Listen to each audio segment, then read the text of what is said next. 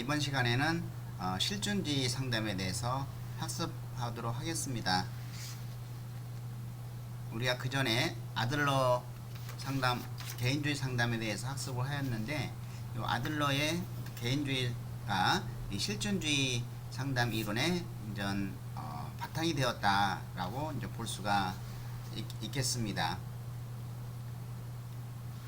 자, 이 실존주의는 그 죽음에 대한, 인간이 언제 죽을지 모르지 않습니까? 그래서 이 죽음에 대한 불안, 그걸로 이제 오는 것이죠. 그래서 이러한 죽음에 대해 언제 죽을 줄 모르니까 우리가 삶의 의미를 부여하자라고 하는 겁니다. 예, 삶의 의미를 부여하자. 그래서 이런 내담자를 있는 그대로 바라봐 달라는 겁니다. 자, 이것은 전 우리가 인본주의적 관점인 이론이죠. 자, 이 계율을, 전체적인 계율을 우리가 한번 살펴보면은, 자, 인간이 단순히 환경의 피해자가 아니며 자기 지각 능력이 있다고 믿었다. 예, 여기서 우리가 이제는 자기 지각 능력이 있다고 믿은 거, 이것을 우리가 이제 살펴볼 필요가 있고요. 스스로 지각할 수 있는 능력. 그리고 인간은 자기 지각 능력을 통해서 각자 자신의 삶의 방식을 선택할 책임이 있다는 겁니다. 자, 어떤 삶의 방식을 선택할 그러한 책임이 있다. 그래서 이 개인이 겪는 불안은 하나의 삶의 조건이다. 하나의 삶의 조건으로서 특히 자유와 책임의 양면성에 대한 지각은 인간으로 하여금 실존적 불안으로 이끌게 한다는 것이죠. 자유가 있으면 책임을 져야 된다고 하는 그런 양면성에 대한 자각은 인간으로 하여금 어떤 실존적 불안으로 이끌게 된다라는 것이 이제 개요가 되겠습니다. 그래서 자유와 책임, 실존적 불안, 하나의 불안도 하나의 삶의 조건이다. 또 이 대면적 관계를 중시한다. 대면적 관계를 중시한다는 거와, 그리고 내담자를 있는 그대로 보는 인본주의적 관점으로, 삶의 의미를 부여하는 것이죠. 언제 죽을지 모르니까 어떤 삶의 의미를 부여하자라는 것이죠. 자, 현재 경험에 충실하는 겁니다. 과거나 미래가 아니고 이 현재 경험에 충실하고, 또 현상학적 관점에서 알아보자. 이 현상학적 관점은 현재에서 주관적인 사고죠. 현재에서 주관적인 사고. 자, 현재에서 어떻게 내가 주관적으로 생각하느냐에 따라서 달라진다는 겁니다. 똑같은 환경에서도 A와 B, 그러니까 굉장히 어려운 환경, 고통스러운 환경, 힘든 환경에 A와 B의 자녀가 있다고 했을 때, 이 A와 B의 자녀에게는 같은 환경이 아닙니다. 왜 아니냐면 A는 그와 같은 환경을 이겨내는 것이죠. 주관적으로 볼 때는 이런 건 별거 아니야, 이런 건 내가 이겨낼 수 있어 라고 하는 거고, B는 정말 고통스러워, 너무나 힘들어. 그러면 A와 B가 같은 환경이 아니겠죠. 이러한 현재에서의 주관적 사고를 굉장히 중시했다는 겁니다.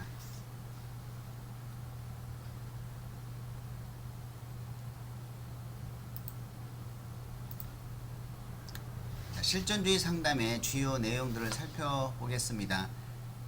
자, 인간은 자기를 각성할 수 있는 능력을 가지고 있다. 아까 자기 지각에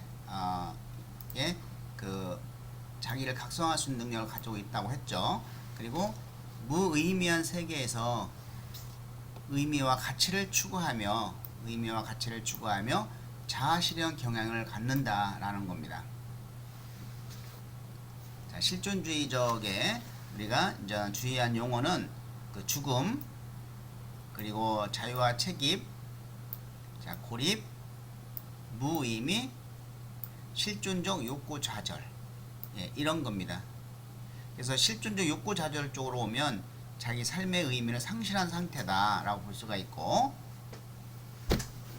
자, 우리가 삶의 의미를 가져다 줄 수 있는 세 가지 방법, 예, 창작 작품을 발견한다든지, 자신의 경험을 한다든지 고통에 대해서 취한 태도, 요 세 가지가 삶의 의미를 가져다 주는 방법이라고 우리가 볼 수가 있겠고요. 낯생, 무, 공허, 심연 이런 것은 전부 이제 실존주의 상담에서 나오는 용어들이다. 자, 한번 죽음과 자유와 책임, 고립, 무의미, 실존주의, 욕구 좌절 등이 어떤 뜻인지 간단히 살펴보고 넘어가도록 하겠습니다. 자, 죽음은 불가피한 것이다. 삶이란 유한하다라는 것 때문에 불안감을 느끼는 것이죠. 그래서 이 죽음에 대한 공포와 불안과 공포를 가지고 반응하는 겁니다. 그렇기 때문에 미래 필요 없어요. 지금 여기에 현재 지금 여기에서 충실하게 살아가도록 자극하고 죽음에 직면해야 된다는 것이죠. 지금 여기 here and now입니다. 현실에 충실하자. 그래서 죽음이라고 하는 것은 인간 실존의 의미를 주며 우리가 유한하기 때문에 지금 하는 것들이 특별한 의미를 가진다는 겁니다. 그래서 죽음이 유한하기 때문에 삶이 유한하기 때문에 삶의 의미를 부여하자라는 거죠. 자, 인간은 과정적 존재이며 형성적 존재다. 자, 실존주의는 한 개인을 어떤 의미 있는 전체를 보려는 노력을 하는 것이죠. 자, 죽음. 그 다음에 자유와 책임. 자, 자유란 인간이 그 자신의 세계, 인생 설계, 이런 선택과 행동에 책임이 있다는 것을 의미하는 것이죠.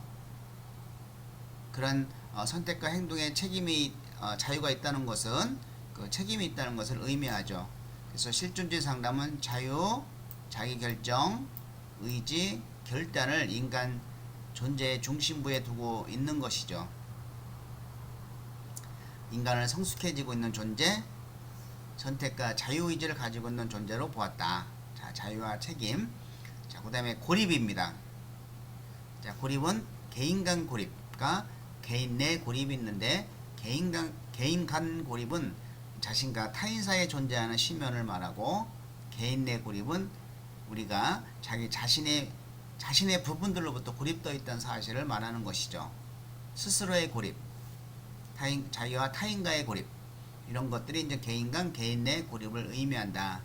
자, 실존적 고립은 다른 개인이나 세계로부터의 근본적인 고립이 되는 것이죠. 뭐 사랑에 빠지거나 강박적인 성욕, 이런 것들은 무손 고립에 대한 반응이라 볼 수가 있겠습니다. 자, 무의미성. 이것은 인간이 사전에 결정된 의미를 갖지 않는 어떤 무관심한 세계가 있다. 자, 삶에 의미가 없을 경우 계속 살아야 할 이유가 없죠. 자, 삶의 의미가 없을 경우 계속 살아야 될 의미가 없다. 무의미성은 의미가 없을 때는 계속 살아야 할 이유가 없다는 것이죠. 삶의 의미는 각 개인에 따라 특이하고 독특하다, 다르다라는 거고, 시간 및 상황에 따라서 삶에 부여할 다른 의미를 찾아야 된다는 것입니다. 자, 삶에 의미가 없으면 살아야 할 이유가 없다. 예, 무의미성. 그리고 불안과 죄의식. 자, 실존주의 관점에서 볼 때 불안과 죄의식은 인간 존재를 이해하는 데 중점이 된다. 실존주의 학자 메이는 이 불안은 절박한 비존재의 위험에 대한 체험이다. 비존재에 대한 위험, 죽음, 비존재에 대한 위험에 대한 체험이라고 얘기를 했습니다. 자, 프로이트는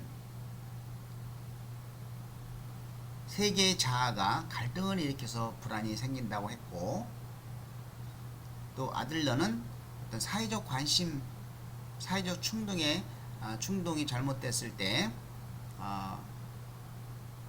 불안이 올 수 있다고 했고, 또 실존주의는 이런 죽음 때문에 죽음으로 인해서 이제 불안이 오는 것이죠. 비존재 위협에 대한 체험이라고 말할 수 있겠습니다. 자, 개인은 어떤 그의 잠재 능력을 실현시킬 상황에 직면할 때 또 불안이라는 것을 체험하게 된다는 겁니다. 만약 자신의 잠재 능력을 부정하거나 그것을 실행하는 데 실패할 때 그의 기분은 굉장히 죄의식을 느낄 수 있다. 그리고 시간의 유한성, 우리도 영원히 사는 거 아니죠. 언젠가는 우리도 갑니다. 그러한 어떤 불안감이 있는 것이죠. 그래서 삶의 의미를 찾자는 겁니다. 실존주의자들은 이 공간과 유사한 것으로서 전통적인 시간의 개념과는 달리하며 내담대의 실존적인 시간의 의미를 이해하고자 노력하였습니다. 내담자의 실존적인 시간의 의미를 이해하자. 자, 미래에 대한 불안한 태도는 그러한 징조를 가져오게 한다고 제시를 하는 것이죠. 시간의 유한성, 무한하지가 않다. 그런 걸로 인해서 우리가 미래에 대한 불안한 태도를 보이게 한다. 이러한 불안한 태도는 그러한 징조를 가져오게 한다고 제시를 하고 있습니다.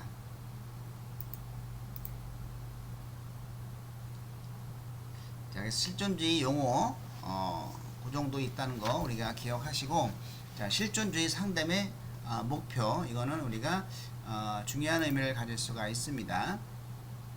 자, 내면 세계를 그대로 인정하고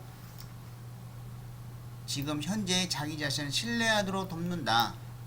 있는 그대로 바라봐 달라. 지금 현재의 자기 자신을 신뢰하도록 돕는다라는 거고, 내담자가 자유롭게 선택하고 행동하고 그에 대해 책임지도록 하며, 선택과 자유, 선택과 자유, 책임. 자, 자유와 책임이죠. 자유롭게 선택하고 행동하고 그에 대해서 책임지도록 하며, 나아가 자신의 가치와 의미의 창조자가 되게 한다.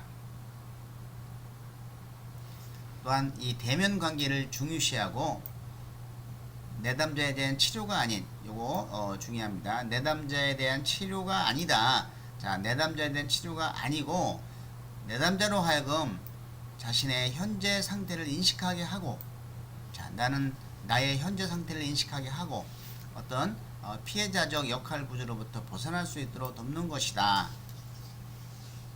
이것이 이제는 실존주의 상담의 목표가 되겠습니다.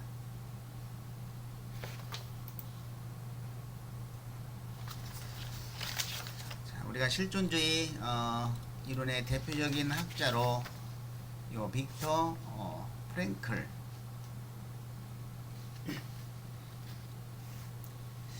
이분은 나치 죽음의 수용소에서 살아남은 사람이죠. 실제로 예.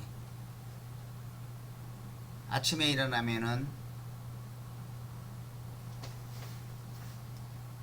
몸이 허약하고 일을 못할 것 같은 사람들은 한 줄을 세워서 그 다음에 없어져 버리는, 사라져 버리는, 죽이는 이러한 각박한 그 수용소에서 살아남기 위해서는 아파도 안 아픈 척 버텨야 되고, 그 속에서 이 프랭클은, 자, 육체적인 거는 너희들이 마음대로 할 수 있어도 이 정신적인 것은 나의 정신은 너희들이 마음대로 지배하지 못한다 라고 하는 것이죠. 초월적인 이런 사상을 가지고 있습니다. 자, 이 실존주의 상담의 이 빅터 프랭클은 나치 수용소에서 살아남을 수 있는 것은 목표가 있었기 때문입니다. 사랑하는 아내를 꼭 만나야 되겠다는 생각과 세상에 이러한 나치 수용소의 모든 일들을 세상에 알려야 되겠다라고 하는 두 가지 사명감으로, 목표로 나치 수용소에서 살아남을 수 있었다고 합니다.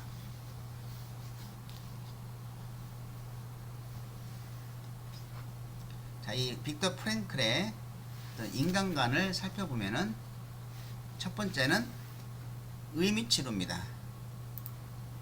자, 의미치료에 기틀을 마련했고, 그리고 인간은 최악의 조건 하에서도 영적인 자유와 존엄성을 유지하는 능력을 가지고 있다. 자, 이 의미치료의 기틀은 삶의 의미를 찾는 것이죠. 이러한 삶의 의미를 추구하는 것이 가장 인간적인 현상이고 기본적인 동기라는 것입니다.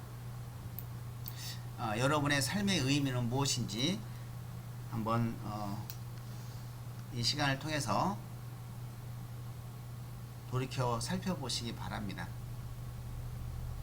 삶의 의미가 없다는 것은 무의미한 것이죠. 살아야 할 이유가 없다는 겁니다. 자, 인간의 삶에서 의미를 찾지 못한다는 것은 내담자가 겪는 문제로 보고 그것이 문제다. 삶의 의미를 찾지 못하는 것이 바로 문제가 되는 것이죠. 그래서 내담자가 이런 삶의 의미를 찾도록 도와주는 이론입니다. 자, 실존주의 상담의 기법, 역설적 의도와 탈숙구가 있습니다. 자, 역설적 의도, 자신의 의도와 다르게 행동하는 것. 또 탈숙구, 어떤 현상에 대한 두려움이나 생각을 그만두도록 하는 것이죠. 탈숙구는. 자, 프로이드가 쾌락에 의한 의지가 있다고 보면은 아들러는 힘에 의한 의지를 이야기하고 있습니다. 그래서 프로이트의 이러한 인간의 쾌락이나 즐거움은 의미 성취의 결과다. 그리고 권력이나 힘은 의미 추구의 수단이다. 이렇게 얘기를 했는데 아들러는 자아 실현은 부차적인 효과로 얻어지는 것이지 자체가 목표가 되면 달성될 수 없다. 이렇게 이야기를 하고 있습니다. 자, 의미치료의 프랭클의 인간 간 의미치료의 기틀을 마련하고 최악의 상황의 조건에서도 영적인 자유와 존엄성을 유지하는 능력을 가진다고 했습니다. 그래서 이러한 인간은 영성을 주요한 특징을 지니고 자기 분리, 육체는 너희들이 마음대로 할 수 있어도 정신만은 너희들이 나를 지배하지 못한다고 하는 이러한 자기 초월 능력을 가진 존재다. 또 인간은 자유를 지닌 존재다. 자유가 있으면 뭐가 있다고? 책임이 있다. 인간은 자신에 대해서 책임을 지는 존재라고 이야기를 하였습니다.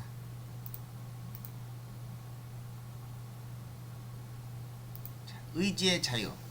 자, 주요 개념 볼 때 의지의 자유.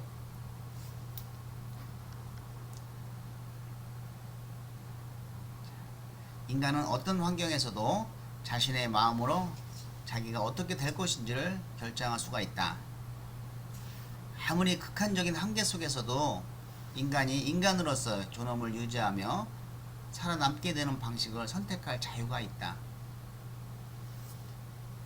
인간이 자기 분리의 정신, 분리의 능력, 정신적 차원을 가지고 있다고 가정하고 인간은 자신의 태도를 선택할 수 있다는 것이 의지의 자유입니다. 자기 의지대로 할 자유가 있다는 것이죠. 정신적인 이러한 차원이죠. 자, 그 다음에 의미에 대한 의지. 이것은 인간에게 삶의 기본적인 동기가 되는 것이죠. 삶의 의미인 것은 의미를 가지게 된 의지는 그래서 인간의 의미 탐구가 어떤 삶의 1차적인 힘이 되는 겁니다. 그래서 의미는 독특하고 구체적이며 단지 자신에 의해서만 충족될 수가 있고 이러한 자기 실현은 당신이 추구하는 의미가 충족되는 정도에 따라서 결정된다고 합니다. 자, 세 번째는 삶의 의미. 이것은 우리가 삶에 책임을 지는 것. 만약에 삶의 의미가 있다고 하면 분명히 고통에도 의미가 있을 거라고 추리가 됩니다. 왜냐하면 고통도 삶에 근절할 수 없는 부분이기 때문이죠. 우리가 쭉 살아가면서 계속 행복할 수만은 없지 않습니까? 고통이 따르게 되죠. 근데 그 고통도 하나의 삶의 연장이다. 그러면 고통에도 삶의 의미가 있을 것이다. 우리가 지금 코로나19를 겪고 또 여러 가지 어려움이 있는 거, 그러한 고통에도 어떤 의미를 부여할 수 있다는 거죠. 이러한 삶의 의미 추구는 삶의 의미 추구는 의미 추리의 본질이 됩니다. 예. 메이, 우리가 이제 실존주의 학자, 뭐 플랭클, 메이 이런 학자들, 실존주의 학자라고 하는 거 우리가 좀 생각을 기억을 좀 해주십시오.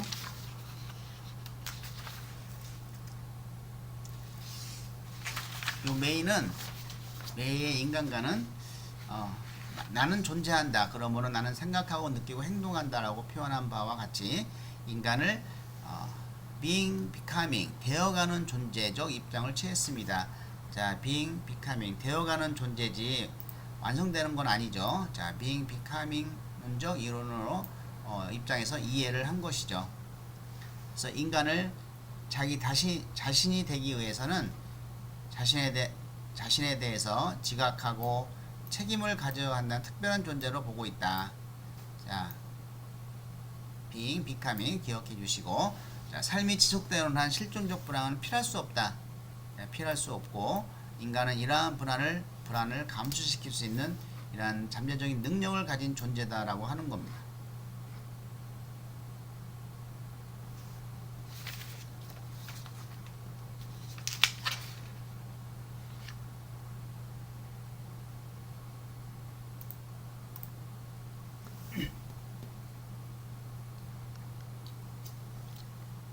예, 어빈 알롬 역시 이제는 실존주의 학자입니다. 요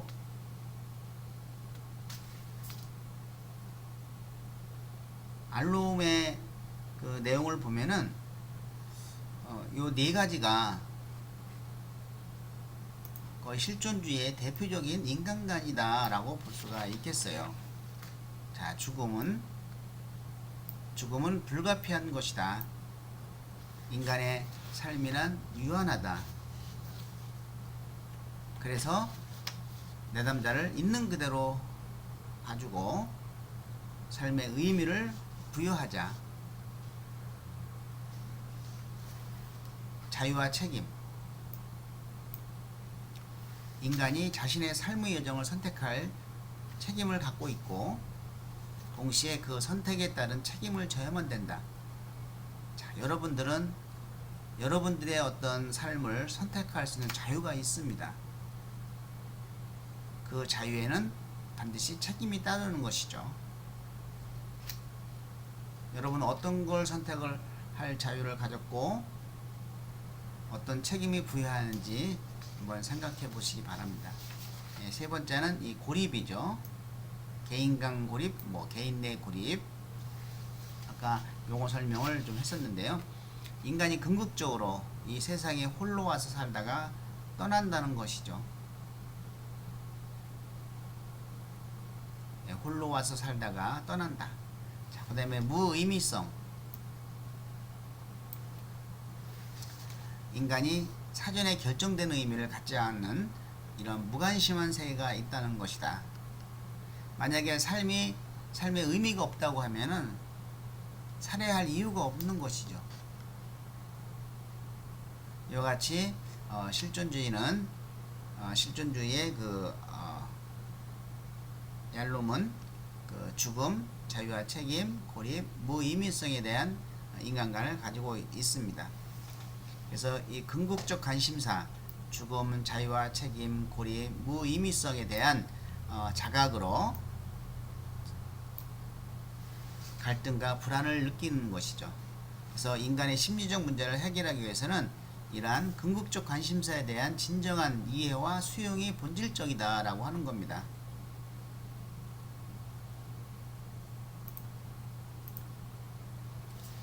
우리 실존주의 학자들의 인간관을 한번 정리를 좀 해보면, 자, 플랭클은 프로이드가 결정론적 관점에서 보았다고 하면은 프랭클은 인본주의적 관점에서 바라보았다. 삶의 의미를 부여하자라는 거고, 롤메이는 나는 존재한다. 그러므로 나는 생각하고 느끼고 행동한다. be becoming 되어가는 존재로 보았고, 얄룸은 죽음, 자유와 책임, 고립, 무의미성, 인간의 궁극적 관심사는 삶의 의미다라고 하는 것이죠. 이러한 네 가지를 우리는 인간관으로 보았습니다.